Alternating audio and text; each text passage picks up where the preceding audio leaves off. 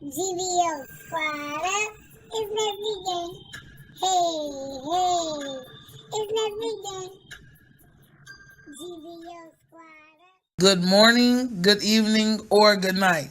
This is your boy Nesby here with another Trans Men Speak. They are taking a chance and sharing their stories. So, GVO Squad, you already know to show them nothing but love and support. These men took the time to show me love and support, and I am so very grateful for them. Tonight, you are meeting.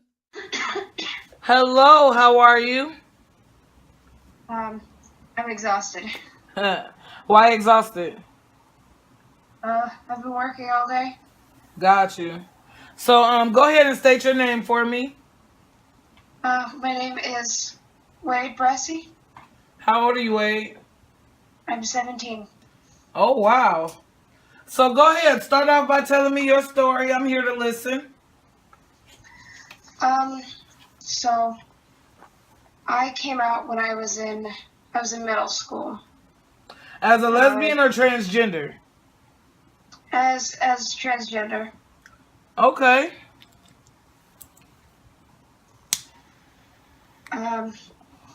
Go ahead. I'm listening. Yeah.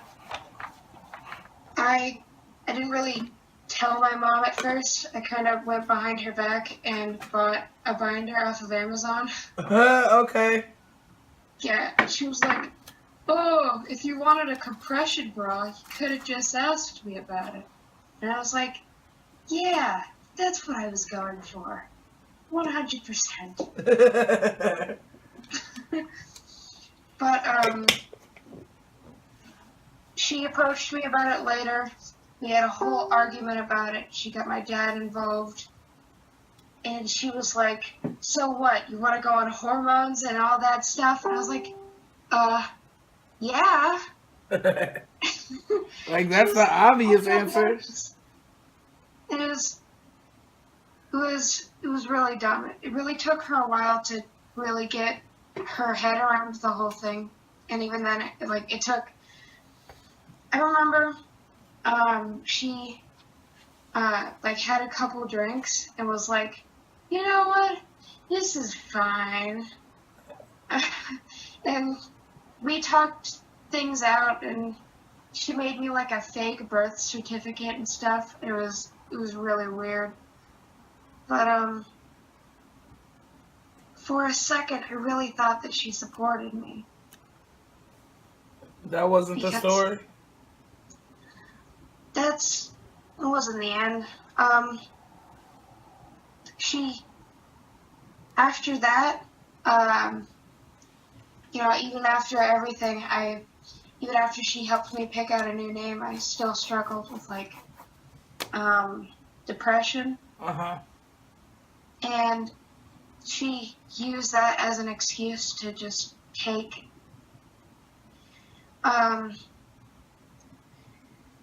When she found out that I was, I wasn't coming to her and talking to her about stuff, about my depression, about my anxiety. Uh-huh. She didn't think that I respected her opinion, her thoughts, what she told me to do. Right. And she decided, "You're not going to respect me, I'm not going to respect you." And after almost a year of calling me Wade, after, being supportive, cutting my hair for me, buying me a binder that was, that actually fit, she took my binders, she set them on fire, and that was it. Yeah.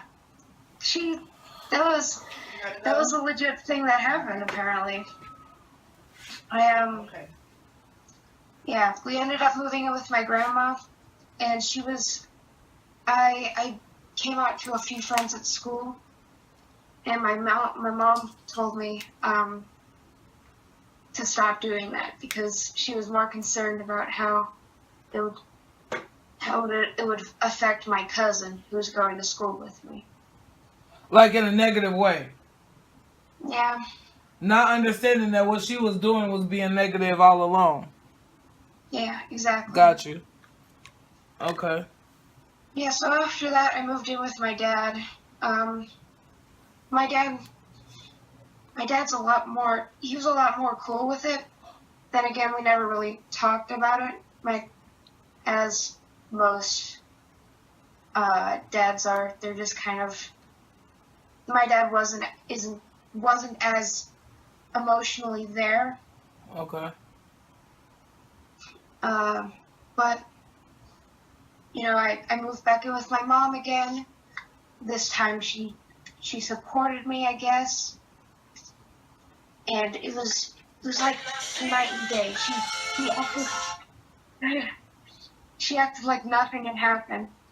And she never wanted to talk about what happened. Like the mean stuff that she was doing. Yeah. 1 second. I'm gonna call you right back. Bye. Okay. Go ahead. She just acted and pretended like nothing had happened, like she hadn't pushed me away and forced me to live with my dad, and made it extra hard for you when you came out, huh? Yeah. So how are you doing now? Now I'm living with my dad again. I'm doing a lot better. My dad and my stepmom, they're really supportive. That's what's up. Yeah, they're really cool. My stepmom she's basically my real mom at this point, because my biological mother wants nothing to do with me. Is that because of your transition or because you're not doing what she wants you to do? I think it's because I'm not doing what she wants me to do. Got you. But yeah, I should be starting my transition soon. I went and I saw a doctor today.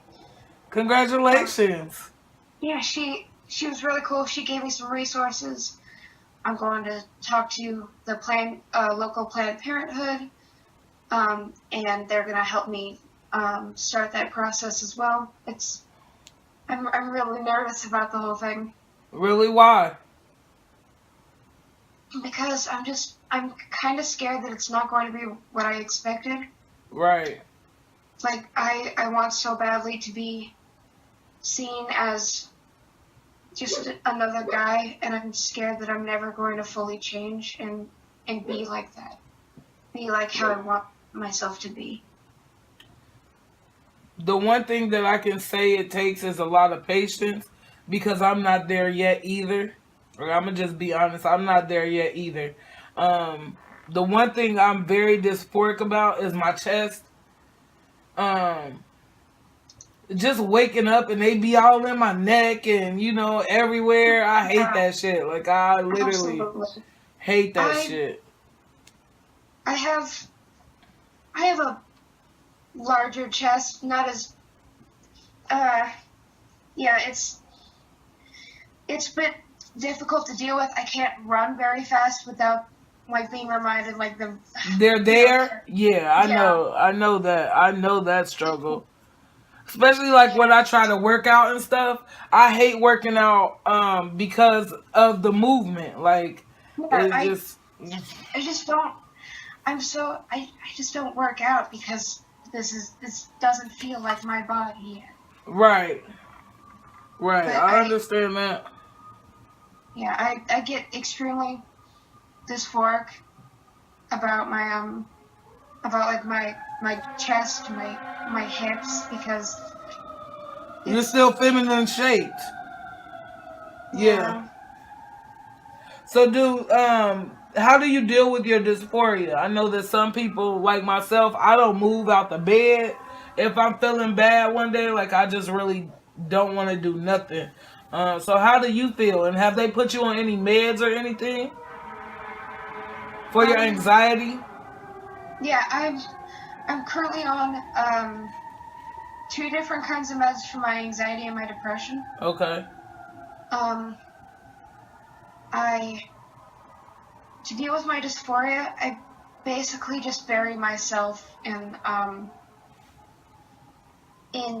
Anything other than yourself, huh? anything other than looking at like A just mirror. any Yeah. um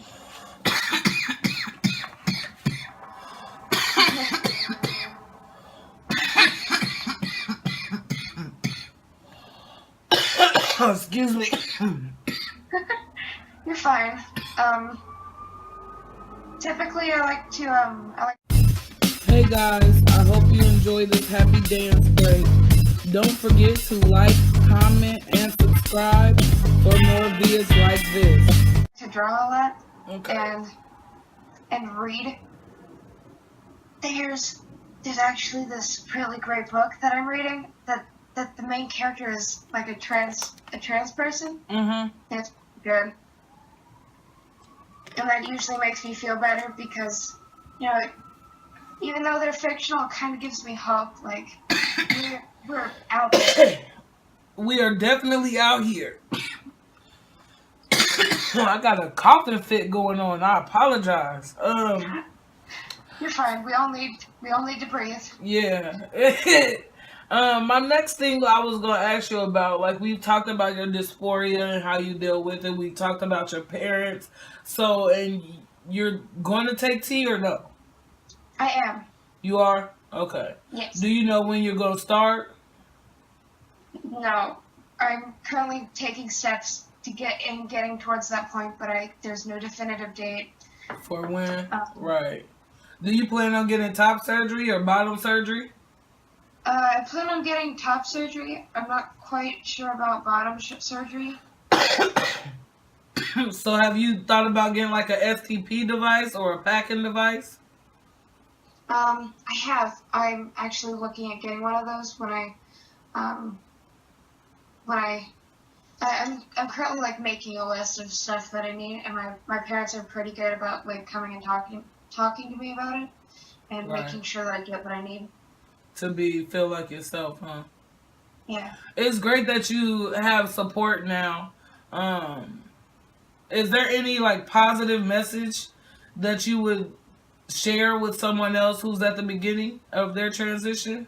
Because you're pre everything at this point, right? Yeah. Yeah.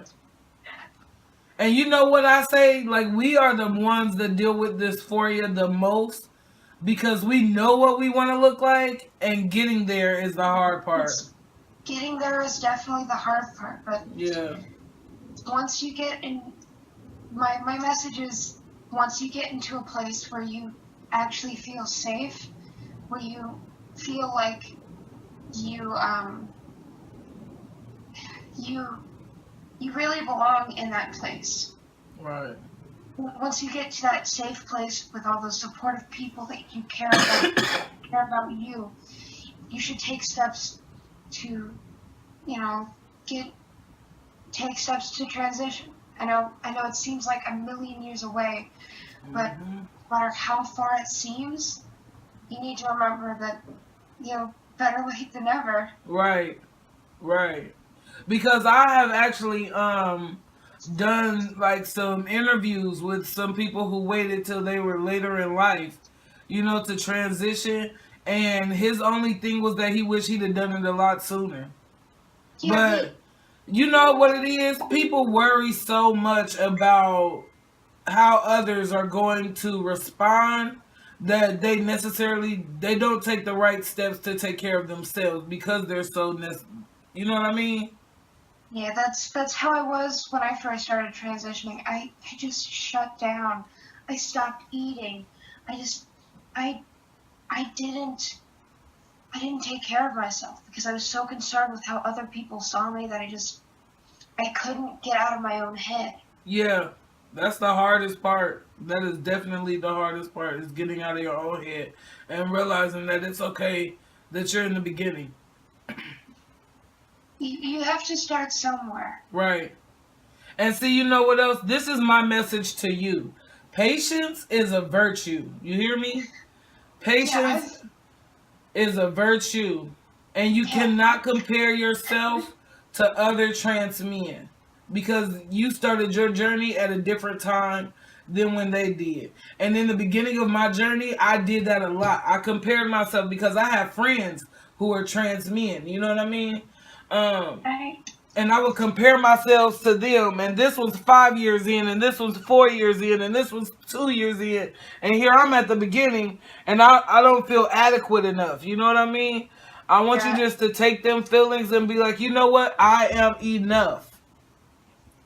I think my biggest problem is, you know, I don't really, at this point, I've gotten so used to, like, the looks, the weird comments, the weird questions. I'm just desensitized to it all. I do whatever the heck I want because why not? You know, I get weird looks at school when I wear masculine clothes. I get weird looks when I wear feminine clothes. I get weird looks no matter what Regardless, I do. right. Do whatever I want. Right. You get them regardless. The funniest thing that ever happened to me is I was working at Macy's, right? So I had quit going to the women's restroom and I had started going to the men's, right? And I get dudes staring at me. You ain't no man. You ain't no man. Da da da da da. So with security, I'm like, okay, fine. I'll go to the women's restroom, right? I go to the women's restroom and they're like, there's a man in the women's. There's a man in the women's. How do you deal with, going to the restroom in public, or is that something that you do? Because I've come to a point where I just don't do it no more. So, I have a younger brother who's about 3 years older than me, or 3 years younger than me. I usually ask him to come with me and just, like, stand outside of the stall. Guard, right. Yeah, just, buddy system. It's a bit weird, but my brother's, he grew up with me like this, basically. He knows who you are. Yeah, he knows who I am. He's lived around me. We've had whole in-depth conversations about this. Yeah. I've helped him through questioning his own identity. That's what's up. Yeah, That's so definitely what's what's up. solidarity. Yeah. So I put you in a group called Trans Men Speak on my Facebook channel. Not my Facebook channel, but on my Facebook page, in hopes that if you needed some type of support from other trans men, you could get that.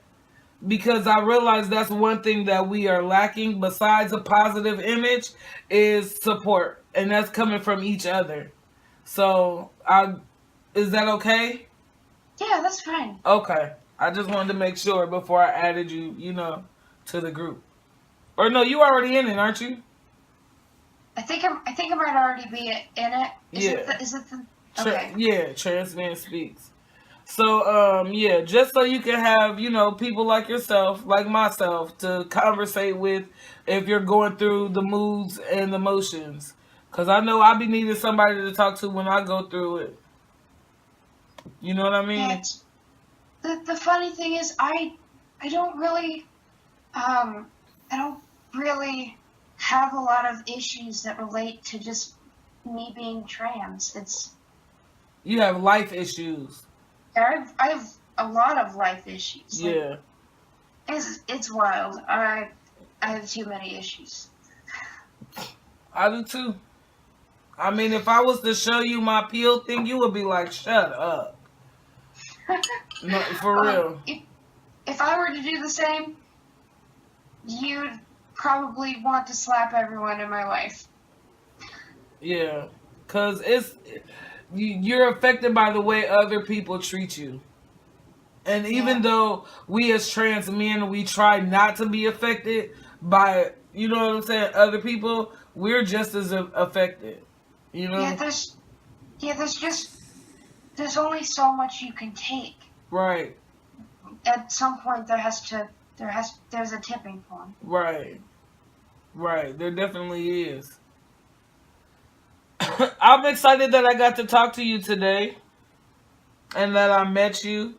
And you have got a friend in me. So whenever you want to talk about life issues, let's go. Because I got some too. You hear me? I got some too. I got some. So if I can't relate, I can listen. Period. I really appreciate it. I really appreciate you wanting to talk to me. Why wouldn't I? I don't know. I'm a weirdo.